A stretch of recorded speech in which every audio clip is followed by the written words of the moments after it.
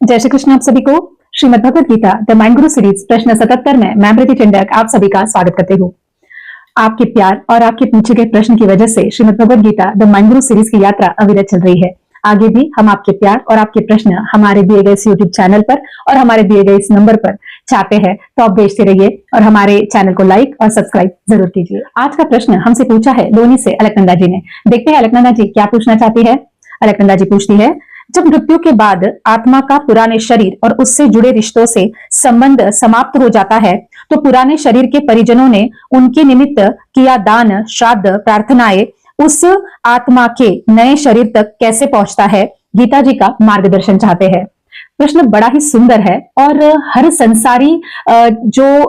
व्यक्ति है उसके मन में उठने वाला है और गीता जी का ज्ञान बहुत ही अच्छे से स्पष्ट करने वाला है। श्रीमद् भगवद गीता का सर्व समर्पक मार्गदर्शन इस विषय में बहुत ही सुंदर पथ प्रदर्शन करता है। श्रीमद् भगवद गीता के दूसरे अध्याय के 22वें श्लोक में भगवान कहते हैं, जैसे मनुष्य कपड़े बदलता है वैसे ही देही शरीर बदलता है। जैसे कपड़े बदलने पर मनुष्य वही का वही होता है, सिर्फ कपड़े बदले जाते हैं, वैसे ही मनुष्य का जो शरीर बदला जाता है उसमें शरीरी यानी आत्मा वही की वही होती है, सिर्फ शरीर बदला जाता है। बाल्यावस्था, जवानी, बुढ़ापा ये जैसे शरीर की बदलती हुई अवस्थाएं है, इसमें आत्मा नहीं बदलती। अब जैसे हम उदाहरण में देखते हैं कि अगर कोई ए व्यक्ति है, वो जो जन्म लेता है, बचपन होता है, जवानी आती है, वृद्धत्व आता है, लेकिन उसमें जो यह ए व्यक्ति है ये नहीं बदलता है, यह वही का वही होता है। फिर वो जन्म ले, बाल्यावस्था में जाए, जवानी में जाए, वो कहता है मैं बालक हूं, मैं जवान हूं, मैं वृद्ध हूं, ये सब वो ए कहता है, जिसमें कि वो ए नहीं बदला हुआ रहता है, सिर्फ उसके शरीर की बाह्य अवस्था बदली हुई रहती है, लेकिन ए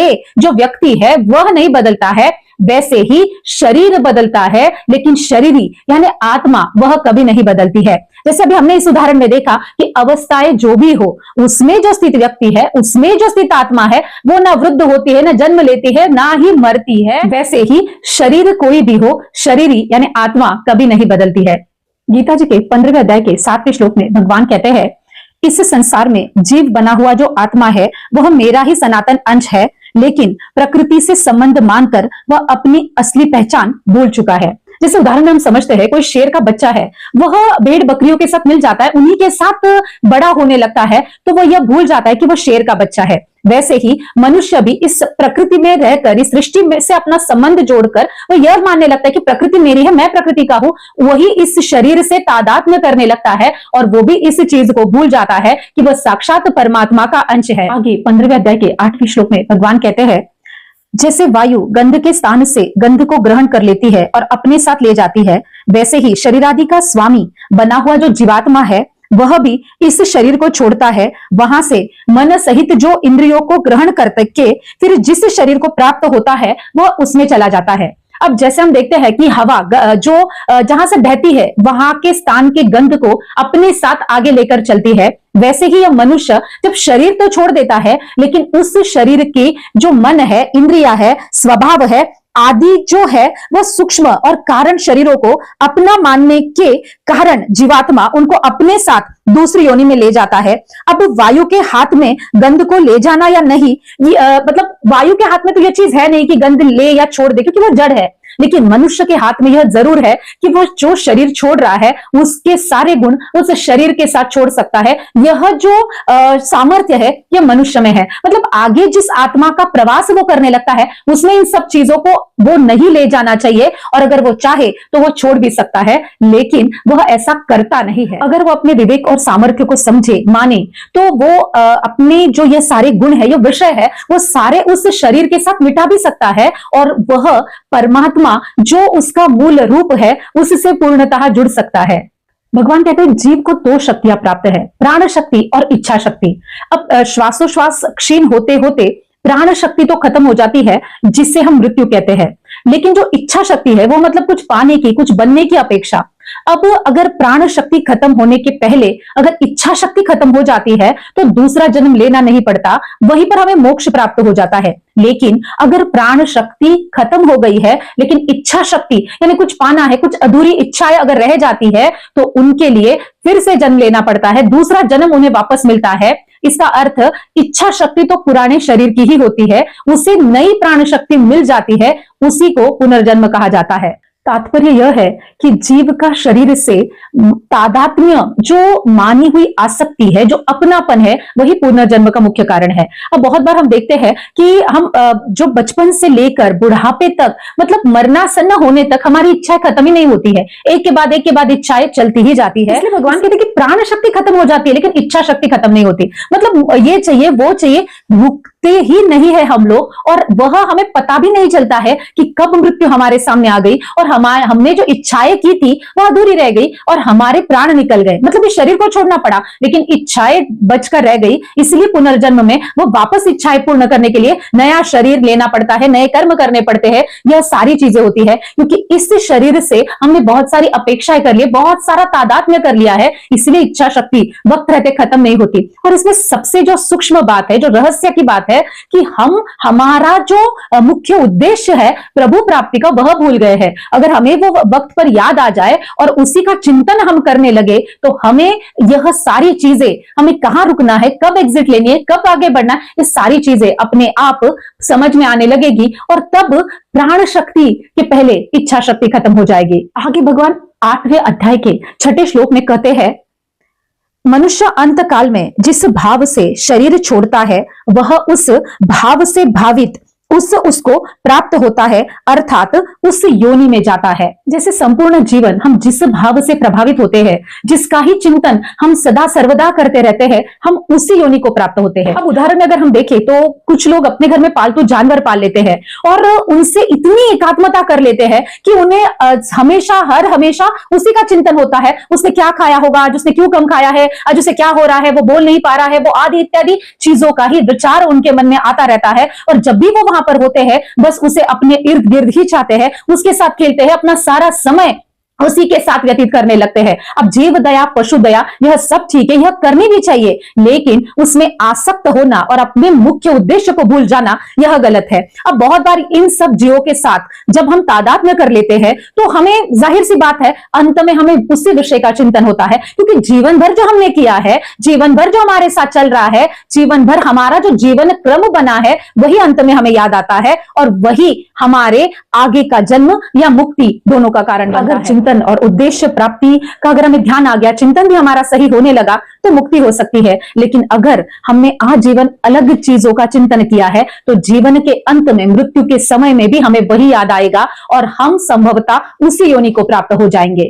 उदाहरण में हम देखते हैं कि जब हम फोटो खिंचवाने बैठते हैं और अगर फोटो क्लिक होते समय अगर हम हमारी आंख नाक टेढ़ी कर ले तो हमारी फोटो उसी तरह की आती है। अब जबकि फोटो खिंचवाने का टाइम तो हमें पता होता है, हम बहुत ही ध्यान से अपना चेहरा सीधा और अच्छा रख सकते हैं ताकि फोटो अच्छी आए, लेकिन मृत्यु का जो समय है वो किसी को पता नहीं है। कब हमें मृत्यु आ जाए और कब हमारा जो यह देह है, यह शरीर है, छूट जाए, यह पता नहीं होता है। इसीलिए हमें हर हमेशा, हर पल, हर क्षण भगवान का चिंतन करना चाहिए, क्योंकि अंत में मृत्यु के समय हमें वही याद आए और हमारा जो मुख्य उद्देश्य है प्रभु प्राप्ति का, वो भी हमें मिल जाए। इसीलिए हर मनुष्य को भाव, चित्त निर्मल और शुद्ध रखना जरूरी है। और अगर हम लोग यहाँ पे उदाहरण देखते हैं, बहुत ही बड़ा आदर्श ही देखते हैं कि जो महाराष्ट्र के सबसे बड़े संत है, संत तुकाराम जी, इन्होंने हर वक्त भगवान विठल का चिंतन किया, अपने सारे गृहस्थी के कर्म किए, लेकिन कर्म सिर्फ और सिर्फ उन्होंने शरीर से किए और मन, आत्मा और सब कुछ प्रभु के साथ, प्रभु से एकात्मता कर ली, उनसे तादात्म्य किया। तो हम लोग सभी जानते हैं कि अंत में उन्हें शरीर सहित साक्षात भगवान ने अपना पुष्पक विमान भेजा और उनको जो कहते हैं शरीर के साथ वैकुंठ ले गए। तो इस तरह का जीवन होना चाहिए मनुष्य का, क्योंकि मनुष्य जो जन्म है यह बहुत अथक प्रयास, अथक जन्मों के बाद मिलता है और वह सिर्फ और सिर्फ एक उद्देश्य से मिलता है, क्योंकि हमने आरंभ में ही कहा कि हम यह परमात्मा का अंश है, तो इसको परमात्मा में ही मिलना है। लेकिन इस सृष्टि से तादात्म्य करके वह अपने उद्देश्य से भटक जाता है, अपने मूल रूप में सम्मिलित होना भूल जाता है। इसीलिए जीवन जैसे चल रहा है, जब भी हमें लगे कि अब हमें बदल जाना है, उसी क्षण हमें परमात्मा का ध्यान कर लेना है, सारे कर्म करने हैं, सब कुछ करना है, लेकिन सिर्फ शरीर से, क्योंकि आत्मा यह प्रभु का है और हम प्रभु के हैं। इसे हमें कभी नहीं भूलना है और जो संसार का है वो संसार को देना है, जो प्रभु का है वो प्रभु को ही देना चाहिए और वही हमारा असली जीवन का सार्थक होगा। तो इसीलिए हमेशा इस बात की सावधानता रखें कि मृत्यु कभी भी आ सकती है, इसीलिए चिंतन में हमेशा भगवान को ही रखें। आगे 90 अध्याय के 16, 17, 18, 23 और 24 श्लोक में भगवान कहते हैं, संपूर्ण सृष्टि के कण कण में मेरा ही वास है, मैं ही यज्ञों का भोक्ता और स्वामी हूं। जो भी भक्त, जो मनुष्य भक्त है, वह श्रद्धा पूर्वक किसी भी देवताओं का पूजन करते हैं, वे भी मेरा ही पूजन करते हैं, पर अविधि पूर्वक करते हैं। अब यहाँ पर पूजन भगवान का ही है, लेकिन लाभ उन्हें अपने अपने भावों के अनुसार मिलता है। इसका विश्लेषण जो है वो भगवान 9वें अध्याय के 25वें श्लोक में कहते हैं कि देवताओं के जो पूजक है वो देवताओं को प्राप्त होते हैं, पितरों के जो पूजक है वो पितरों को प्राप्त होते हैं, भूत प्रेत आदि के जो पूजक है वो उन्हीं को प्राप्त होते हैं, और जो परमपिता परमेश्वर की आराधना करते हैं, उनको पूजते हैं, वह साक्षात परमेश्वर को, भगवान को पाते हैं। अब यहाँ पर कुछ अभ्यासजीवी लोगों को यह शंका आ सकती है कि हम किसी का भी पूजन करें, पूजन तो आखिर भगवान का ही होता है, तो हमें भगवत प्राप्ति किसी के भी पूजन से हो ही जानी चाहिए। लेकिन भगवान कहते हैं पूजन मेरा ही है, लेकिन किस भाव से, किस उद्देश्य से किया है, उसके अनुसार वह लाभ मिलता है। अब पूछे हुए प्रश्न के अनुसार जो मृत व्यक्ति है उसके लिए जो श्राद्ध, दान, जो भी तप आदि चीजें की जाती है, तो यह जो सारी है, यह भगवान हम उनके लिए कर रहे हैं, ये उनको ही मिले, उनका कल्याण हो, वो जिस भी जन्म में है वो सुख और शांति से रहे, इसी तरह से निष्काम भाव से और भगवान को समर्पित करना है, तो वह भगवान उन तक पहुंचाते ही पहुंचाते हैं। लेकिन अगर हम, जैसे अभी हमने देखा कि 9वें अध्याय के 25वें श्लोक में जैसे भगवान कहते हैं, और जैसे शंका भी हमने देखी है, तो इसका संपूर्ण विश्लेषण अभी हम देख रहे हैं कि जैसे भगवान कहते हैं कि पूजन मेरा ही होता है, सभी में मेरा ही वास है, लेकिन जब हम यह अभी जैसे हमने यहाँ पे देखा कि मृत व्यक्ति की अगर हमने उसके लिए कुछ किया, तो यह भाव से करना नहीं चाहिए कि हाँ ये इनको हमने यह दिया है, अब हमें यह इसके बदले दिया। जब सपोज हम लोग उदाहरण में समझते हैं कि कोई पितरों की पूजा कर रहे हैं, तो वह पितरों का पूजन करे तो कर भगवान का ही रहे, लेकिन उनका भाव जो है वो है कि अब हम इतना पूजन करें, हमारा ध्यान रखे, हमें यह लाभ दे, हमें ऐसी उन्नति दे, हमें इतनी संपत्ति दे, या हमें ऐसा सामर्थ्य दे, हमारा ये वो आदि सकाम भाव से अगर उनका पूजन करते हैं, तो वो पूजन उनका होता है, वह भी प्रसन्न होकर उन्हें अपने लोक में ले जाते हैं, मतलब वो पितरों के लोक में जाते हैं, वो भगवत प्राप्ति नहीं कर पाते हैं। अब पूजन है उनका ही, अब पितरों के लोक में जाते हैं तो वो भी भगवान का ही अंश है, लेकिन हमें सीधे सीधे भगवत प्राप्ति करनी है, साक्षात भगवान को प्राप्त करना है। इसीलिए जो भी दान, श्राद्ध, तर्पण आदि जो भी करे, वह सब कुछ भगवत प्राप्ति के उद्देश्य से करे, और जो मृत आत्मा है उसे शांति मिले, उसे भगवान शांति दे, उसका कल्याण करे, इस भाव से करे, क्योंकि यह मांगना भगवान से है कि भगवान उन तक यह पहुंचाए और उनका कल्याण हो। हमें माध्यम बनाया है, लेकिन कल्याण उनका हो, भगवान आप उनका ध्यान रखें। इस तरह के भाव से अगर हम लोग यह चीजें करते हैं तो निष्काम भाव से होता है, और यकीनन यह उन तक पहुंचता है, और वो भगवान से पहुंचा जाता है, और हमें भी भगवत प्राप्ति हो जाती है। इस विषय को हम पौराणिक कथा के अनुसार समझते हैं। जब प्रभु रामचंद्र जी, माता सीता जी और लक्ष्मण जी वनवास में थे, तब उन्हें राजा दशरथ जी के निधन की वार्ता मिली। तब वह उनके श्राद्ध के लिए बिहार गए, और श्राद्ध के यानी पिंडदान के लिए वह रामचंद्र जी और लक्ष्मण जी सामग्री जुटाने के लिए गए। लेकिन श्राद्ध मतलब पिंडदान के लिए लेट हो रहा है, उनको समय निकला जा रहा है, इसलिए माता सीता जी ने स्वयं फल्गु नदी के किनारे रेती के पिंड बनाए और दशरथ जी का स्मरण किया और उनका पिंडदान किया। तब कहते हैं इस कथा के अनुसार स्वयं दशरथ जी की आत्मा ने आकर वह पिंडदान स्वीकार किया। इस विषय से हमें यह पता चलता है कि यह जो परंपरा है, यह हमारे जो साक्षात हमारे परमपिता परमेश्वर है, उन्होंने भी अपने मनुष्य अवतार में की थी। मतलब इस जो प्रथा है, इसको शास्त्रोक्त आधार है, इसका एक अपना नियम है। तो यह उदाहरण से भी हम समझते हैं कि जो श्रद्धा भाव से, मतलब सीता जी का तो पिंडदान करना, एक वालू के पिंड बनाकर दान करना, यह एक निमित्त हो गया, लेकिन उसके पीछे उनके मन में राजा मतलब अपने ससुर जी दशरथ जी के लिए जो आदर भाव था, जो उनकी सद्भावना थी, उनको गति मिले, इसके पीछे जो उनका निष्काम जो भाव था, उसके वजह से दशरथ जी ने वो स्वीकार किया। इस उदाहरण से हम यह समझते हैं कि यह जो विधि है, यह करना हमें जरूरी है, और स्वयं आत्मा इसे उस रूप में, जो विषय में, जो आकार में, जो वस्तु में जिसकी आवश्यकता है, उसमें उसे स्वीकार करती है। आगे 9वें अध्याय के 22वें श्लोक में योगक्षेमम वहाम्यहम, इन पदों से अप्राप्त वस्तु की प्राप्ति करा देना वह योग है, और प्राप्त वस्तु की रक्षा करना वह क्षेम है। अब जैसे अपने प्रिय, अपने को समर्पित भक्त के लिए भगवान जो उन्हें चाहिए, जो भगवान पर निर्भर है, जो उन्हें चाहिए वह उन्हें, अगर वो उनके लिए कल्याणकारी है तो भगवान उनके लिए योगक्षेमम कर देते हैं। अब वहां में हम का अर्थ यह है कि अब जैसे कोई छोटा बच्चा है, उसे जो वस्तु चाहिए अगर वो उसके लिए है, वह उसको अच्छा करने वाली है, उसके लिए कल्याणकारी है, तो उसकी माता उस तक वो पहुंचा देती है, उसे वो प्राप्त करा देती है। वैसे ही भगवान अपने प्रिय भक्तों के लिए जो पूर्णतः भगवान पर निर्भर है, मतलब जो करेंगे आप करेंगे, जो अपना कुछ सोचते ही नहीं है, सब कुछ भगवान की मर्जी पर, प्रतिकूलता हो अनुकूलता है, सब में भगवान की मर्जी देखकर खुश रहते हैं, जो करेंगे भगवान करेंगे, इस तरह के जो भक्त है उनके लिए भगवान उनके कल्याण की वस्तु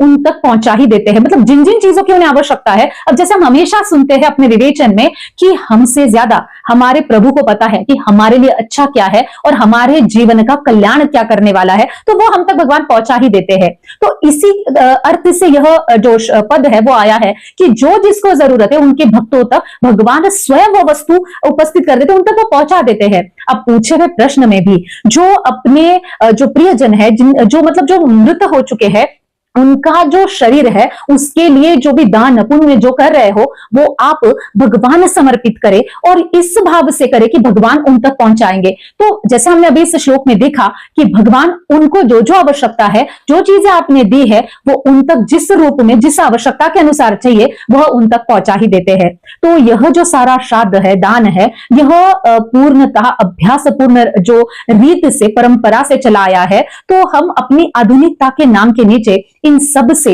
मुंह न फेरे, क्योंकि जो शास्त्र है, जो श्रीमद् भगवद गीता है, जो कि साक्षात प्रभुवाणी है, उसमें इन सभी चीजों का जो है वो एक अर्थ दिया हुआ है, उन सभी चीजों का आधार दिया हुआ है। तो उसका अभ्यास करें और जो परंपराएं हमारी है, शास्त्रोक्त है, वो हमारा धर्म है, उसे करना हमारे लिए अनिवार्य है। तो इससे दूर न जाए, अपने अज्ञानतावश, अपनी आधुनिकता के अवडंबर के नीचे इन चीजों से दूर न जाए, क्योंकि इतने सालों से यह जो शास्त्रोक्त परंपराएं है, यह मनुष्य जीवन का कल्याण करने वाली है। तो इन्हें पढ़े, समझे और अपने जीवन में अनुसरण करें। तो अलकनंदा जी, आपको आपके सवाल का जवाब मिल गया होगा, ऐसे मैं आशा करती हूँ। धन्यवाद।